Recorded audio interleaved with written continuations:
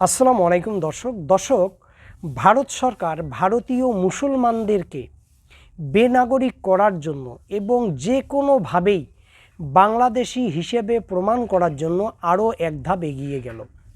দর্শক কিভাবে এক ধাপ এগিয়ে গেল এবং কিভাবে ভারতীয় মুসলমানদেরকে পাকিস্তানি অথবা বাংলাদেশি হিসেবে চিহ্নিত করা যায়, তার জন্য এই সরকার কী ধরনের ষড়যন্ত্র করছে, এই বিষয় নিয়ে বিস্তারিত আলোচনায় আসব।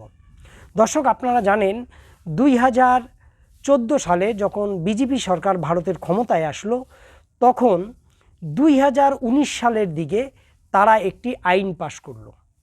আইনটির নাম হচ্ছে সিএএ।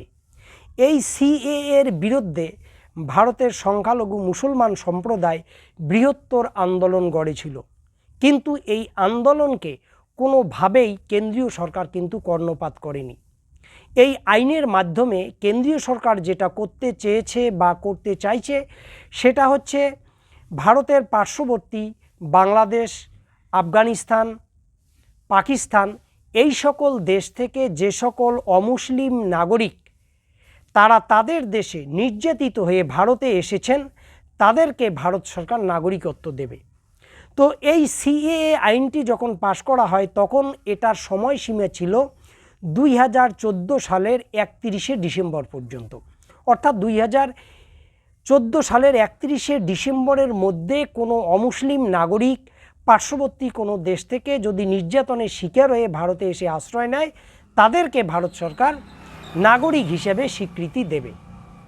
দর্শক, সেই আইনটিকে বর্তমানে আপনারা দেখবেন যে ইতিমধ্যে কেন্দ্রীয় সরকার একটি বিজ্ঞপ্তি জারি করে এই সিএএর যে সময়সীমা ছিল, অর্থাৎ 2014 সালের 31শে ডিসেম্বর, সেটাকে আরও 10 বছর বাড়িয়ে 2024 সালের 31শে ডিসেম্বর পর্যন্ত করেছে। অর্থাৎ 2024 সালের 31শে ডিসেম্বরের মধ্যে পার্শ্ববর্তী কোনো দেশ থেকে অমুসলিম কোনো মানুষ যদি নির্যাতনের শিকার হয়ে ভারতে এসে আশ্রয় নেয়, তাদেরকে নাগরিকত্ব দেওয়া হবে। কিন্তু যারা অনুপ্রবেশকারী, তাদেরকে নাগরিকত্ব দেওয়া হবে না, তাদেরকে ডিটেনশন ক্যাম্পে রাখা হবে। দর্শক, ভারতবর্ষে সিএএ এই আইনটি যখন হয়েছিল, তখন কেন্দ্রীয় সরকারের পক্ষ থেকে বলা হয়েছিল এটি নাগরিকত্ব হরণের কোনো আইন নয়, বরং মানুষকে নাগরিকত্ব দেওয়ার জন্য এই আইন পাশ করা হয়েছে। কিন্তু পরবর্তীকালে বোঝা যায়, এবং তখনই অনেকেই বুঝতে পারছিলেন যে আসলে কাকে নাগরিকত্ব দেওয়া হবে আর কার নাগরিকত্ব বঞ্চিত করা হবে। দর্শক, আপনারা জানেন ভারতে যারা বসবাস করছেন, এখানে সকল ধর্মের মানুষ, গরিব ধনী অনেকেই আছেন, শত শত বছর থেকে এখানে বসবাস করেন।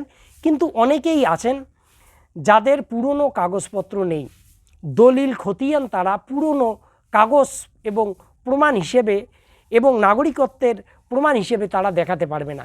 এটা ভারত সরকারও জানে। কিন্তু যেহেতু নাগরিকত্বের প্রমাণ হিসেবে এখন ভারত সরকার এই পুরনো দলিলকে গুরুত্ব দিচ্ছে বা দলিল খতিয়ানকে গুরুত্ব দিচ্ছে, এটা এখানকার হিন্দু মুসলমান উভয় সম্প্রদায়ের মানুষের একটা বড় অংশ দেখাতে পারবে না। কিন্তু যারা দেখাতে পারবে না, তাদেরকে এই সিএএর মাধ্যমে নাগরিকত্ব দেওয়া হবে।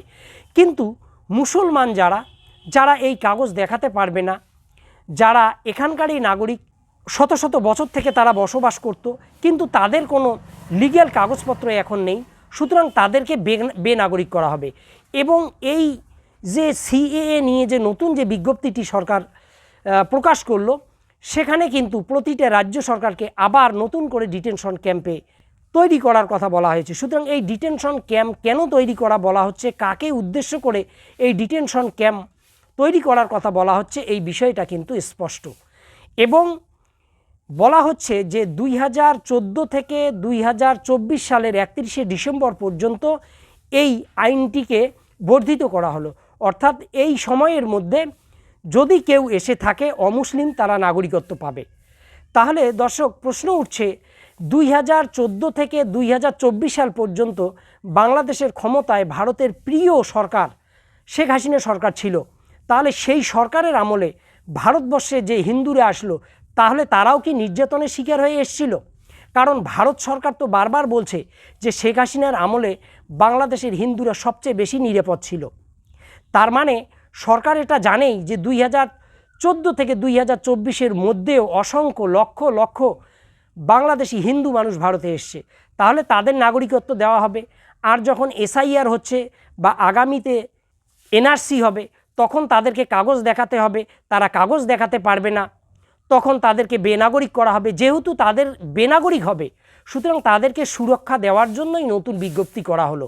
আর এখানে মূলত যে সংখ্যালঘুদের টার্গেট করা হচ্ছে, এটা কিন্তু এই আইনের মধ্য দিয়ে আবার স্পষ্ট হলো।